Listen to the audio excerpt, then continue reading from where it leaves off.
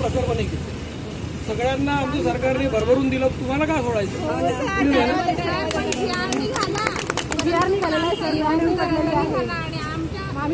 तुमचा प्रश्न मला समजला आहे की तुमच्या ज्या खाली वन स्टेप खाली आहे त्या लोकांना जास्त पैसे मिळाले. हा विषय मी मुख्यमंत्री महोदयांच्या कानावर टाकला. आपल्या काही भगिनी तिथे होत्या, त्यांनी मान्य केलं की खूप झालं आहे.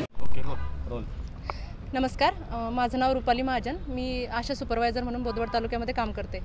तर सर, आमचा विषय असा होता की गेल्या 3 महिन्यापासून म्हणजे ऑक्टोबर महिन्यापासून आम्ही आशा आणि आशा सुपरवायझर संपात उतरलेलो होतो. त्यामध्ये शासनाने आशा आणि आशा सुपरवायझर यांच्या मागण्या मान्य केल्यात, परंतु आमच्या ज्या आशाताई आहेत त्यांना 5,000 रुपयांची वाढ दिली आणि ज्या आशा सुपरवायझर आहे यांना 1,000 रुपयाची वाढ दिली. तर याच्यामध्ये आमची नाराजी आहे की आशाताईंना तुम्ही 5,000ची वाढ दिलेली आहे आणि आशा सुपरवायझर म्हणजे 25 लोकांचं जे संनियंत्रण 25 आशांचं किंवा 25,000 लोकसंख्येचं संनियंत्रण जी आशा सुपरवायझर करते तिच्यासोबत मस्करी करण्यात आली. म्हणजे 1,000 रुपयाचीच फक्त वाढ देण्यात आलेली आहे. तर शासनाला माझी विनंती राहील आमच्या राज्याच्या पूर्ण आशा सुपरवायझरमार्फत की ही वाढ कुठेतरी वाढून देण्यात यावी. आमची जी 10,000ची मागणी होती त्याच्यावर विचार करण्यात यावा. दुसरा मुद्दा म्हणजे आम्ही NRHMमध्ये 2010पासून आशा सुपरवायझर म्हणून कार्यरत आहोत.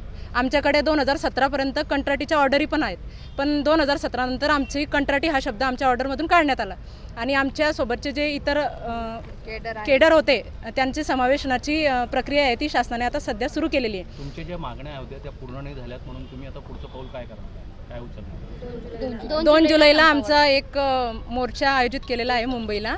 तर आमच्या संघटनेमार्फत तो मोर्चा आयोजित केलेला आहे. आम्ही त्या मोर्चाला जाणार आहोत. जत जिल्ह्यातले किती जाणार आहे? राज्यभरातून त्याच्यात असतील का? हो, राज्यभरातून संपूर्ण आशा सुपरवायझर याच्यामध्ये समाविष्ट होणार आहे. 3700 आशा सुपरवायझर आहे.